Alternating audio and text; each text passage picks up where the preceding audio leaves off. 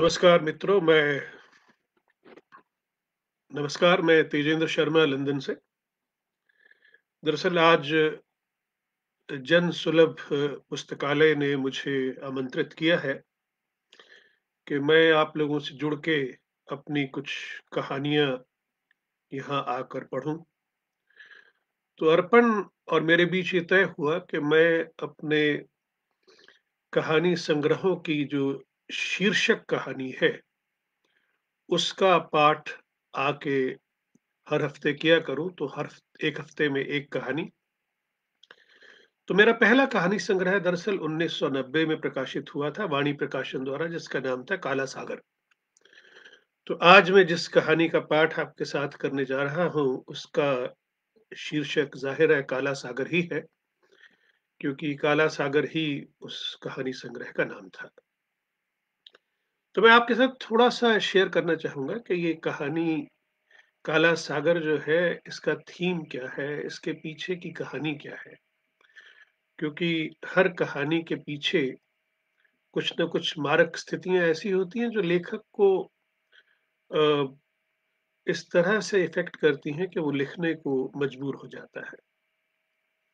शायद 27 जून 1982 की 1985 की बात है कि एयर इंडिया के विमान कनिष्क को आतंकवादियों ने बम धमाके से उड़ा दिया।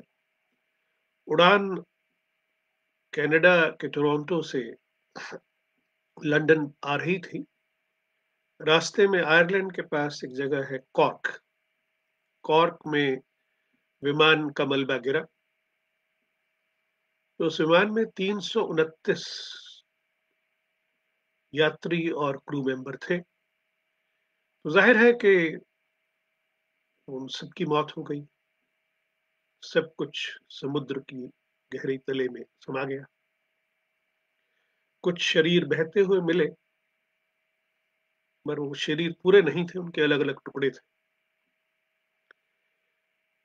तो उसके बाद मैं, क्योंकि air India cabin crew association का एक सक्रिय सदस्य था, तो मुझे मौका मिला बहुत से परिवार के लोगों से गुफ्तगू करने का, बातचीत करने का। और मैंने देखा कि किस तरह से लोग अ, व्यवहार करते हैं मौत के बाद भी। मैं देख रहा हूँ कि मित्र जुड़ते जा रहे हैं। मैं आप सबका स्वागत करता हूँ। तो मित्रों, अ, हमने कभी कहानी कफन पढ़ी थी प्रेमचंद की। घीसू और माधव को समझने का प्रयास किया था कि वो ऐसा व्यवहार क्यों करते हैं जो करते हैं। मगर मैंने देखा कि जहाँ घीसू और माधव हालात के मारे हुए लोग थे, जो काला सागर से जुड़े हुए चरित्र हैं, वो सब के सब खाते-पीते घरों से हैं और वो अ, इस तरह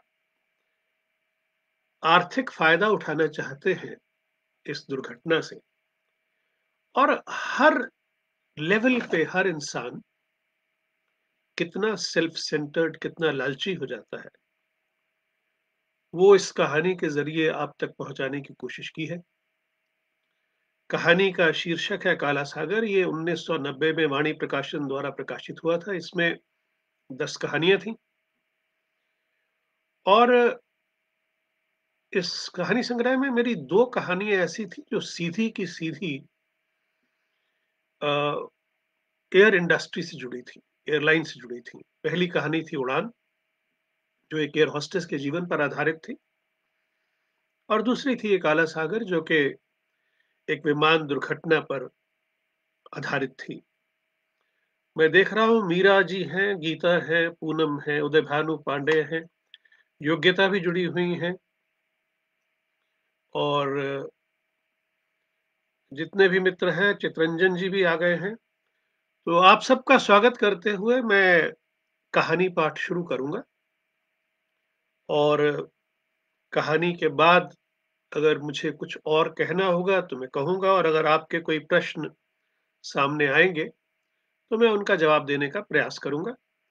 इस बीच में जनसुलभ पुस्तकालय के ज़रिए आपसे पहुँच रहा हूँ, तो मैं उनका धन्यवाद करूँगा कि मेरी कहानी को मेरे नए पाठकों तक पहुँचाया जा रहा है। तो मित्रों, काला सागर कहानी शुरू होती है। इसके नायक मैंने विमल महाजन नाम रखा है उनका। ये हमारे एक मैनेजर हुआ करते थे नवल राय, उनका चरित्र मुझे बहुत पसंद था, तो उनको दिमाग में रखते हुए इस चरित्र को गढ़ा था। तो मैं अब शुरू कर रहा हूँ कहानी काला सागर, उसका पाठ। विमल महाजन ने आज दफ्तर से अवकाश ले रखा था। उन्हें कई दिनों से लग रहा था जैसे उनका शरीर आवश्यकता से अधिक थकता जा रहा है। उन्होंने फैसला किया कि आज केवल आराम ही किया जाए। देर तक सोए, उठकर आराम से सुबह के कामों से निवृत्त हुए और समाचार पत्र लेकर बैठ गए। आजकल समाचार पत्र पढ़ने में उन्हें कोई विशेष रुचि नहीं रही थी। पंजाब में हो रही घटनाओं को पढ़कर उन्हें एक अजीब सी बेचैनी होने लगती। उन्हें हमेशा याद आता था अपना वो छोटा सा गांव जगरांव, जहां उनका जन्म हुआ था, लुधियाना के करीब ही। जब कभी बहुत प्रसन्न मुद्रा में होते तो कहते, भाई, इस जगरांव में हिंदुस्तान की दो महान विभूतियों ने जन्म लिया है, पता है? दूसरे का नाम है लाला लाजपत राय। और फिर हंस पड़ते। किंतु आजकल जैसे खुद से ही सवाल पूछते रहते हैं, क्या हो गया है अपने पंजाब को। एक दिन भावुक होकर पत्नी से बोले, रंजना, हम तो एकदम स्टेटलेस होकर रह गए हैं। अरे भाई, यहाँ बंबई वाले तो नारा लगाते हैं, सुंदर मुंबई, मराठी मुंबई। यानी हम तो यहाँ के कभी हो नहीं सकते।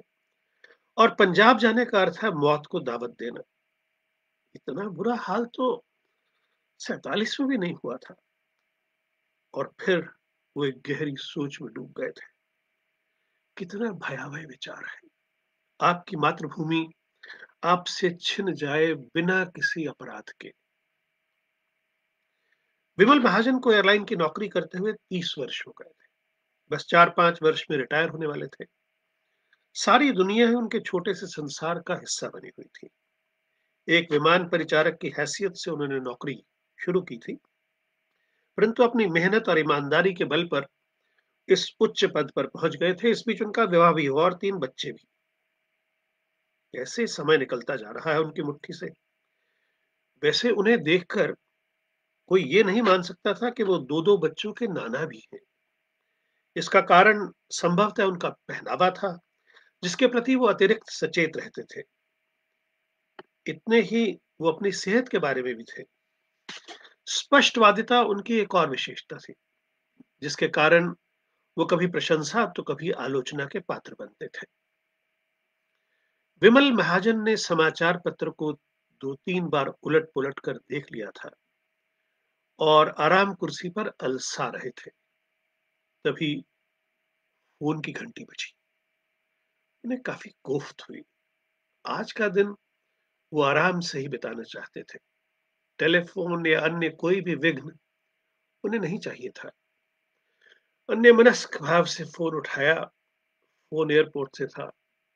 वो थोड़े झुंझलाए स्वर में बोले, अरे भाई, आज तो आराम करने दो। महाजन साहब, गजब हो गया। 091 क्रैश हो गई लंदन के पास। क्या? मैं अभी पहुंचता हूं। विमल महाजन के जबड़े थोड़े भिज गए थे। वो जैसे याद करने का प्रयत्न कर रहे थे कि 091 पर कौन कौन सा क्रू मेंबर होगा। लगभग बदहवासी की इस स्थिति में उन्होंने कपड़े पहने और ऑफिस चलने को तैयार हो गए। रंजना, उनकी पत्नी, समझ गई कि कोई गड़बड़ अवश्य है। जब कभी विमल महाजन परेशान होते तो उनके जबड़े भिज जाते थे। क्या बात है जी, आप तो आज आराम करने वाले थे, फिर एकाएक कहाँ की तैयारी होने लगी है। रंजू, न्यूयॉर्क फ्लाइट क्रैश हो गई। दफ्तर? क्या? अरे अरुण भी तो न्यूयॉर्क गया है। अरुण, हे भगवान, सब ठीक हो। देखो मैं अभी ऑफिस जाकर तुम्हें फोन करूंगा। विमल महाजन का स्वर भर्रा उठा था और वो अपनी बात पूरी भी नहीं कर पाए थे। रास्ते भर अरुण के विषय में सोचते रहे। उन्हें समझ ही नहीं आ रहा था कि अरुण की पत्नी को वो कैसे समाचार दे पाएंगे। अरुण उन्हें अपने बेटे के समान प्रिय था।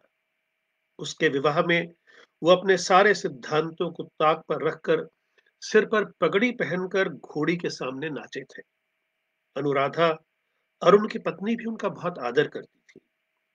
उनके हाथ ठंडे हुए जा रहे थे। नास्तिक होते हुए भी भगवान से प्रार्थना कर रहे थे कि अरुण सुरक्षित हो। दफ्तर के बाहर कुछ लोग जमा थे, यानी कि खबर फैल चुकी थी। सबके चेहरों पर सहमी हुई उत्सुकता थी। सब दुर्घटना के विषय में जानना चाहते थे, पर कैसे पूछे, कौन पूछे? उनके सहायक अफजल खान ने ही उन्हें बताया। सर, फ्लाइट 091 मॉन्ट्रियल से लंदन आ रही थी। रास्ते में लंदन के करीब सागर के ऊपर ही फ्लाइट में एक धमाका हुआ और फ्लाइट क्रैश हो गई। अभी पूरी डिटेल्स आनी बाकी है। विमल महाजन ने अपने आप को व्यवस्थित किया और लंदन फोन मिलाने लगे ताकि पूरा समाचार मिल सके और वो आगे की कार्यवाही आरंभ कर सके। परंतु फोन मिल नहीं पा रहा था। क्रू लिस्ट देखी, अरुण का नाम उसमें नहीं था।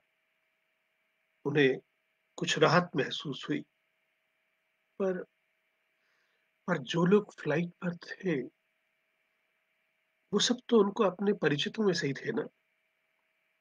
रमेश कुमार, जिसका अभी अभी 3 महीने पहले ही विवाह हुआ था।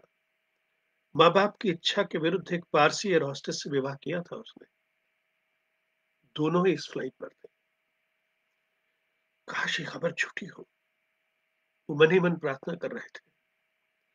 खबर फैलने के साथ साथ लोगों की उत्सुकता भी बढ़ती जा रही थी। फोन पर फोन आ रहे थे, पर विमल महाजन का मन हो रहा था कि वे कानों पर हाथ रखकर बैठ जाएं, चुपचाप, किसी के प्रश्नों का कोई उत्तर न दें। मगर चिंतित संबंधियों की जिज्ञासा शांत करना भी तो उनका कर्तव्य था। यदि विमल महाजन स्वयं इस दुर्घटना से इतने विचलित हो गए हैं, तो जिनके भाई बहन, माँ बाप, पति और ना जाने कितने रिश्तेदार उस विमान में आ रहे थे, उनकी चिंता तो स्वाभाविक थी। और वो बिना अपना धैर्य खोए फोन अटेंड करने लगे। टेलेक्स की खटखट शुरू हुई। लंदन से पहला संदेश आया। अनुमान है कि विमान आतंकवाद का शिकार हुआ है।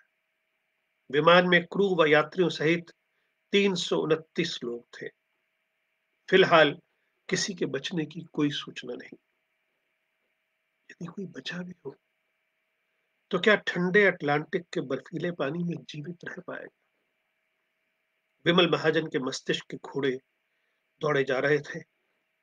कहां तो यात्री और क्रू मेंबर लंदन पहुंचने के बारे में सोच रहे होंगे और कहां गहरे सागर का काला अंधेरा। क्या आतंकवाद का कोई धर्म होता है? सोच जारी थी। क्या एक विमान उड़ा देने से आतंकवादियों की बातें मान ली जाएंगी? क्या इन 329 लोगों को भी शहीद कहा जाएगा? जलियांवाला बाग में भी तो बिल्कुल इतने ही लोग शहीद हुए थे। देश उन्हें आज तक नहीं भुला पाया। क्या इन शहीदों को भी लोग याद रख पाएंगे? मारा तो उन्हें भी गोरी सरकार के आतंकवादी असरों नहीं था। निहत्थे वो भी थे और निहत्थे ये भी। क्या फिर कोई उधम सिंह खड़ा होगा जो कि इन आतंकवादियों का सफाया करेगा? टेलीफोन घंटी बजी। विमल महाजन की तंद्रा टूटी। फोन घर से था। रंजना भी अरुण के लिए परेशान थी। शाम के 7 बज गए थे। यात्रियों के नाते रिश्तेदारों के टेलीफोनों का तांता लग गया था। अब तो लोग एयरपोर्ट पर इकट्ठे हो चुके थे। सबके मुंह पर एक ही सवाल था। कोई खबर आई? सब मन ही मन अपने संबंधियों की खैर की प्रार्थना कर रहे थे। उन सब की भावनाओं के तूफान को संभाल पाना एयरलाइन के कर्मचारियों के लिए कठिन पड़ रहा था। विमल महाजन स्वयं सबको तसल्लियां दे रहे थे। लंदन से विस्तृत समाचार की प्रतीक्षा हो रही थी। पत्नी का फोन फिर आया। आप एक बार घर आकर खाना तो खा जाते। विमल महाजन ने अपनी झुंझलाहट रंजना पर ही उतार दी। ऐसे में भला कोई खाने के बारे में कैसे सोच सकता है? किंतु नहीं, उनके मातहत एक एक करके अपने पेट को खूब शांत कर आए थे। केवल विमल महाजन स्वयं लोगों को दिलासा देने में व्यस्त थे। टेलेक्स से समाचार आ रहे थे। लंदन से 70 मील दूर आकाश में एक धमाका हुआ और विमान सागर में खो गया। ये भी कि नौकाएं और पनडुब्बियां खोज के लिए भेजी जा रही हैं। विमल महाजन यंत्रवत अपना काम किए जा रहे थे। निश्चय हो गया था कि कोई नहीं बचा इस दुर्घटना में। जहाज के कप्तान विक्रम सिंह विमल महाजन के मित्र थे। बंबई में जब कभी इकट्ठे होते तो दोनों खार जिमखाना में शामें बिताया करते थे। ब्रिज दोनों का प्रिय खेल था। पर विमल महाजन कभी पैसे लगाकर ताश नहीं खेलते थे। कप्तान विक्रम सिंह सदा ही उन्हें पोंगा पंडित कहकर चढ़ाते थे। 6 महीने में ही रिटायर होने वाले थे। मगर अब जैसे कुछ भी शेष नहीं बचा था। न ब्रिज, न पोंगा पंडित, कहने वाला उनका वो दोस्त। फ्लाइट पर सर अनिरुद्ध सेन की तो केवल 6 महीने की बेटी है। जब उनकी पत्नी को ये समाचार मिलेगा तो वो बेचारी कैसे सहन कर पाएगी इस वज्रपात को? कई क्रू मेंबर एयरपोर्ट पर इकट्ठे हो गए थे। विमल महाजन ने कुछ लोगों को घरों में जाकर सूचना देने का काम सौंप दिया।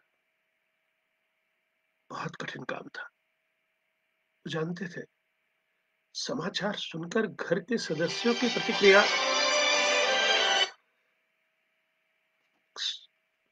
समाचार सुनकर घर के सदस्यों की प्रतिक्रिया सोचकर उनका दिल बैठा जा रहा था। कैसे कहेंगे एक पत्नी को कि उसका पति अब कभी नहीं लौटेगा? कैसे कहेंगे एक बच्ची को कि तुम्हारे पापा अब कभी भी तुम्हारे लिए मिकी माउस और डोनाल्ड डक के खिलौने नहीं लाएंगे? 3-4 दिन सब कुछ अस्त व्यस्त रहा। एयरपोर्ट पर संबंधियों का तांता लगा रहा। विमल महाजन भी पिछली कई रातों से सो नहीं पाए थे। समाचार पत्रों में भी बस एक ही समाचार सुर्खियों में था। विमान दुर्घटना के कारणों का पता लगाना था। ब्लैक बॉक्स की चर्चा थी। जांच समिति का गठन और बहुत सी औपचारिकताएं। 2 दिनों से फाका करते सड़क के किनारे पर बैठे ननकू को भी कहीं से खबर लग गई थी। पोलियोग्रस्त हाथ से सींगदाना चबाते हुए उसने अपने साथी पीटर को खबर सुनाई थी। यार, ये विमान अगर गिरना ही था तो साला समुंदर में क्यों गिरा? सोच, कितनी बढ़िया बढ़िया चीजें, वीसीआर, टीवी, सोना, साड़ियां, सब के सब बेकार। अरे यहीं कहीं अपने शहर के आसपास गिरता तो कुछ तो अपने हाथ लगता है ना। ए मैन, अभी धंधे का टाइम है, खाली पीली टाइम वेस्ट करने का नहीं क्या? हाँ भाई, गॉड का वास्ते इस गरीब को भी कुछ दे दो। जीसस क्राइस्ट भला करेगा। विदेश के कई आतंकवादी गुटों ने इस दुर्घटना का उत्तरदायित्व ओढ़ा, जैसे कोई बहुत महान कार्य किया गया हो और वो उसका श्रेय लेना चाहते हो। बीमार विकृत मानसिकता के लोग जो निर्दोष लोगों को मौत की नींद सुलाकर गौरवान्वित अनुभव कर रहे थे। विमल महाजन का मन तृष्णा से भर उठा। एयरलाइन के हेडक्वार्टर में कई मीटिंग हुई। तय हुआ कि विदेशी नागरिकों का वहां के कानून के अनुसार मुआवजा दिया जाएगा और भारतीयों को भारतीय कानून के अंतर्गत। रंग भेद का यह भी एक रूप था। चमड़ी चमड़ी में फर्क जो होता है। विमल महाजन ने प्रस्ताव रखा कि एक विमान चार्टर किया जाए और मरने वालों के निकटतम संबंधियों को लंदन भेजा जाए, जिससे वो अपने प्रियजनों की लाशें तो पहचान सके। उच्च अधिकारियों ने स्वीकृति दे दी।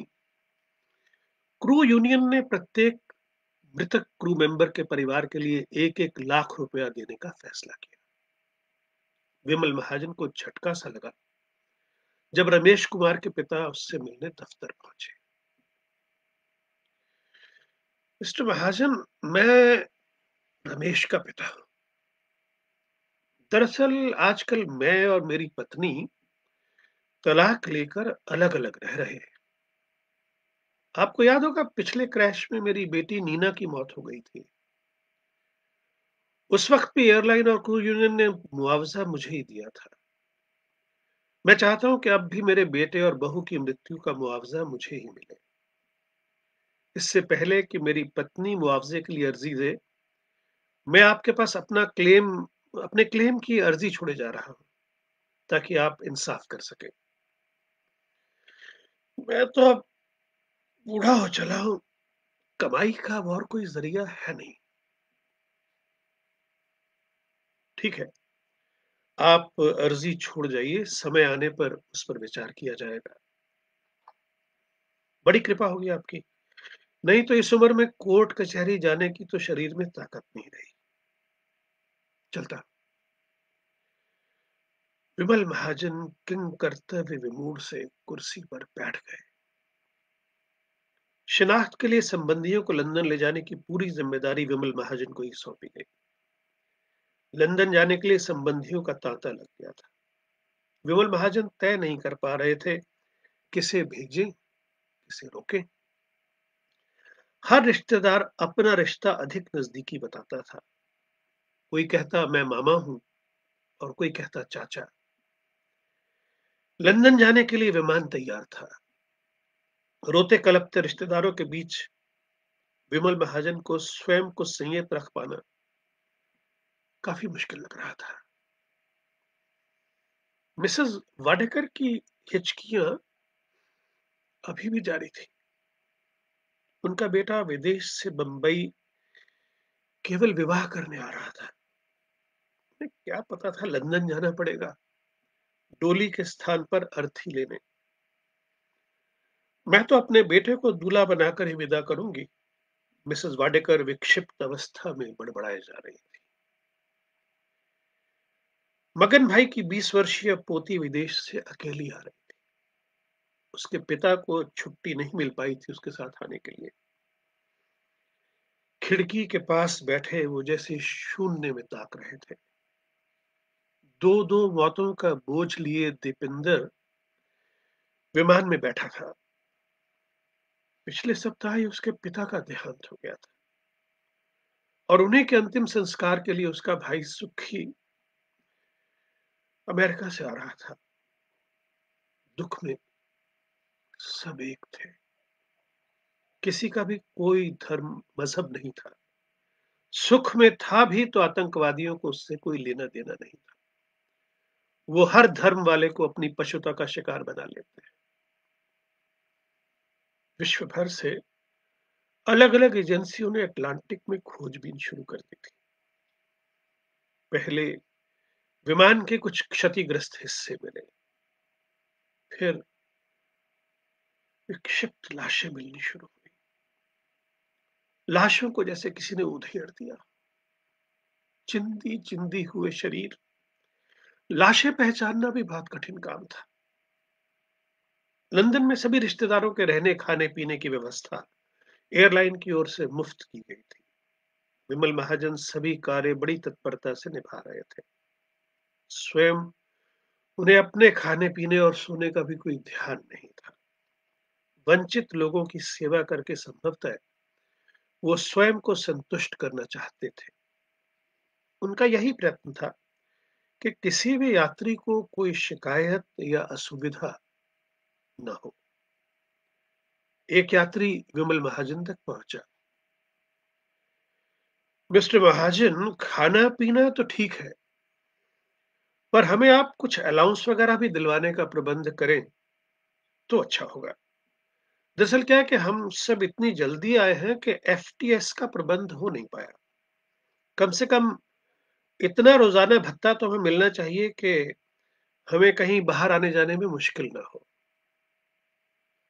विमल महाजन हैरान थे। शीला देशमुख के पिता किसी सरकारी महकमे में उच्च अधिकारी थे। महाजन साहब, हमारी बेटी ने तो एयरलाइन के लिए जान दे दी। इसके बदले में आप हमें क्या देंगे? चंद रुपए? इस बुढ़ापे में हम उन रुपयों का क्या करेंगे? हमारी दूसरी बेटी अमेरिका में रहती है। हम चाहते हैं कि जब तक हम जिए, मुझे व मेरी पत्नी को हर वर्ष अमेरिका आने-जाने का मुफ्त टिकट मिले। मैं मिनिस्टर साहब से इस बारे में बात करूँगा।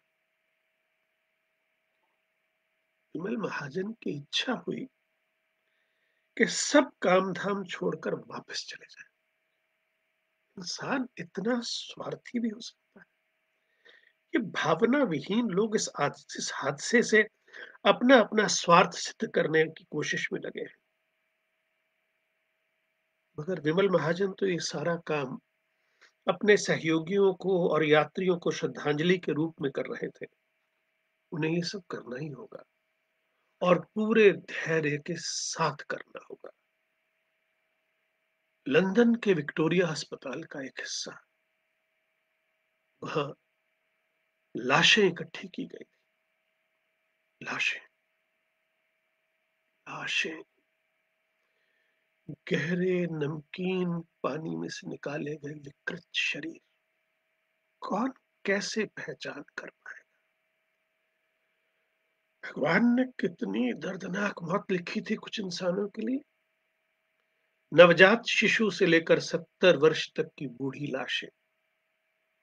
कहीं हाथ गायब है तो कहीं टांग नदारद, कहीं केवल धड़ ही है, ऊपर और नीचे के दोनों ही हिस्से गायब हैं। किसी की अंगूठी पहचानने की कोशिश की जा रही थी तो किसी का लॉकेट। केवल एक लाश साबुत मिली थी, अपने मासूम चेहरे पर अपार दर्द लिए नैन्सी, माँ और 3 छोटी बहनों का पेट भरने वाली नैन्सी, चेंबूर की झोपड़पट्टी से ऊंची उठी नैन्सी, बिन बाप की बेटी नैन्सी, कमजोर नारी होते हुए भी बलवान पुरुषों से कहीं अधिक पौरुषपूर्ण नैन्सी, अब कभी भी खड़ी न हो पाएगी। मां पछाड़ खाकर गिर पड़ी और संभली। एक सच्चे ईसाई की भांति वीरता दिखाई, बेटी की लाश को चूमा।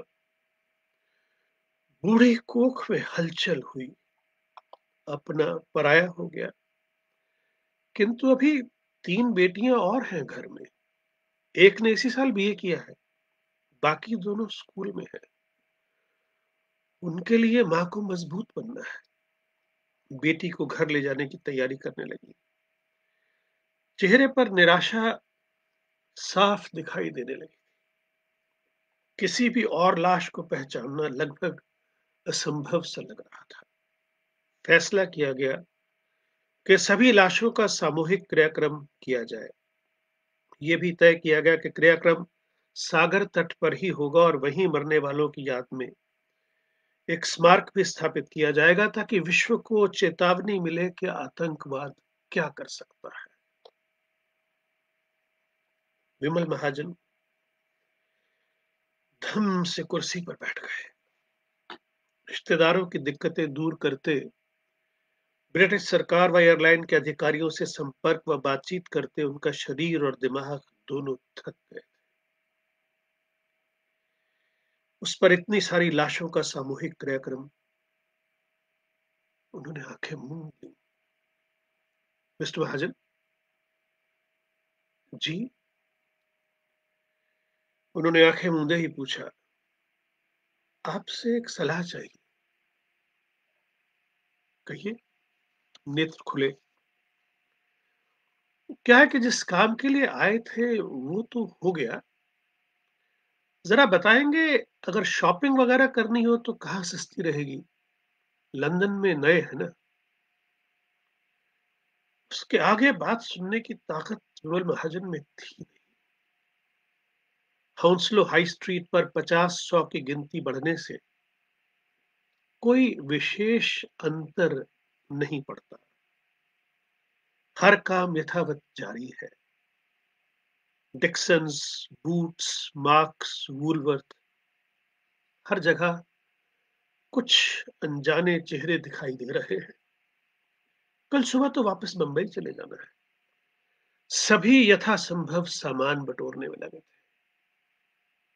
लंदन में गर्मियों में भी सूर्य देवता आंख मिचौली खेलते रहते हैं।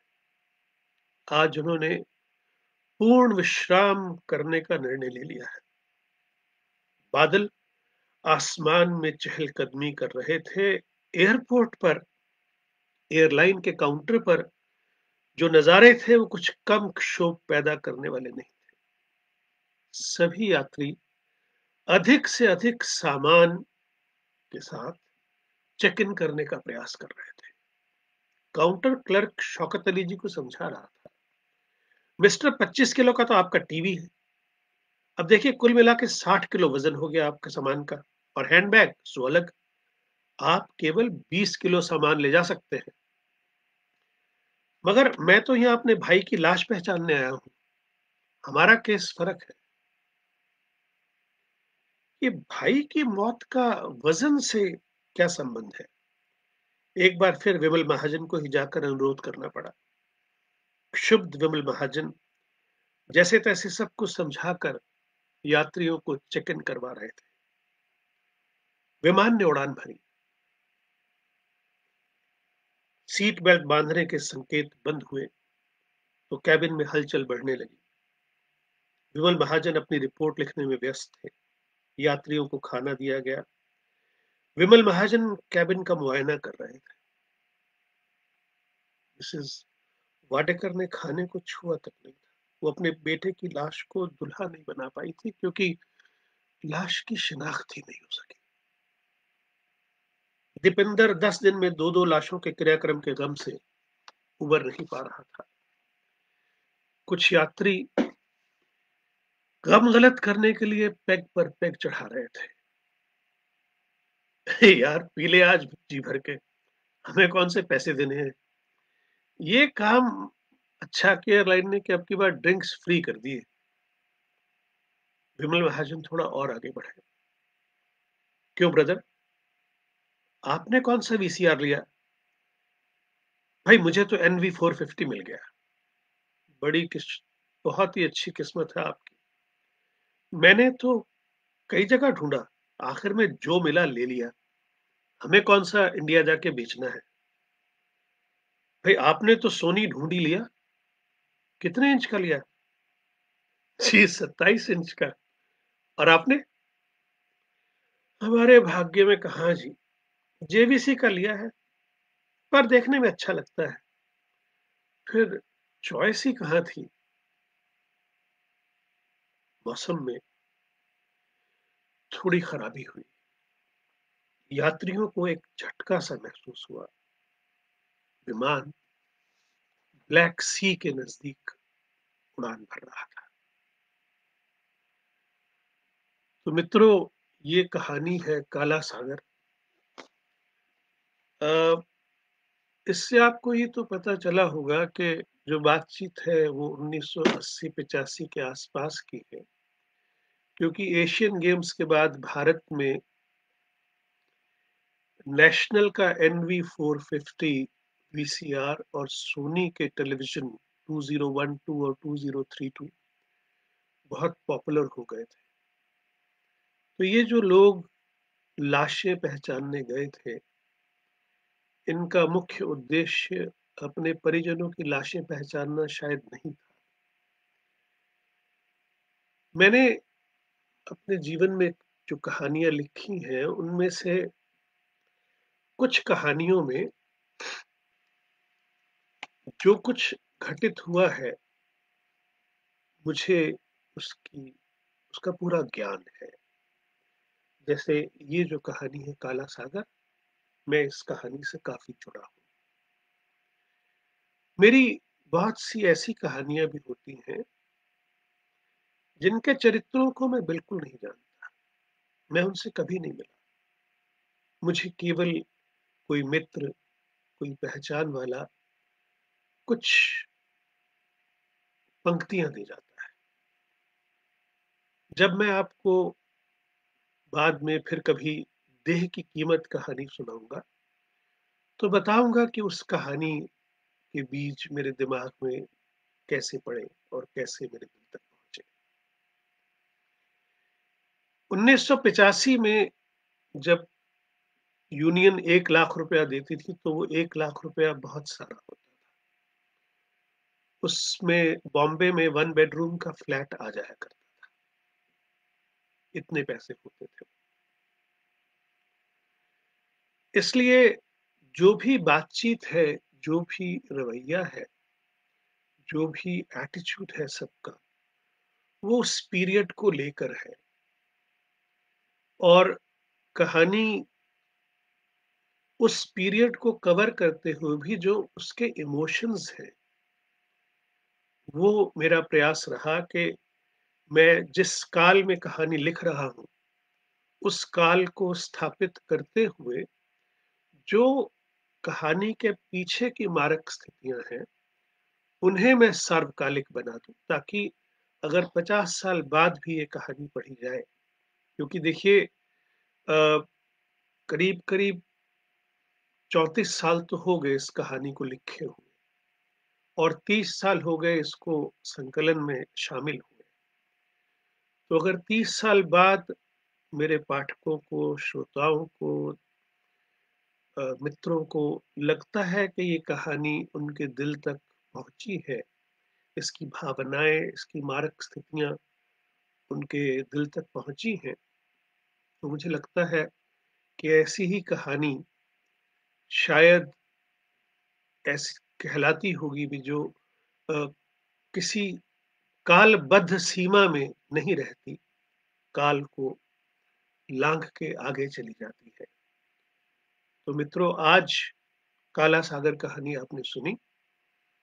मैं फिर कभी 1 हफ्ते बाद शायद तारीख हम घोषित करेंगे। मेरा अगला कहानी संग्रह जो था, जो 1994 में आया, वो ढिबरी टाइट था। तो अगली कहानी जो मैं आपके सामने सुनाऊँगा, वो ढिबरी टाइट है। मैं देख लेता हूँ कहीं कोई प्रश्न किसी ने अगर पूछा हो, तो मैं उसका जवाब दे दूँगा। मधु मेहता कहती हैं कि ईंटों का जंगल और कोष्ठक और कब्र का मुनाफा भी सुनाइए। माया दुबे को संवाद और लेखन अच्छा लगा। सूर्य बालाजी सुन रही हैं? सूर्य बालाजी नमस्कार। आपको सामने देख के बहुत अच्छा लगा। नवीन लोहानी मेरे दोस्त मेरठ से जुड़े हुए हैं। कविता जी हैं, जया केतकी हैं, आशुतोष है लंदन से, माया दुबे, रजत कृष्ण, शिखर त्रिपाठी, हाँ, नूतन भी जुड़ी हुई हैं, नूतन पांडे भी जुड़ी हुई हैं दिल्ली से। नूतन ब्लेसिंग्स फॉर यू, महेंद्र गगन है और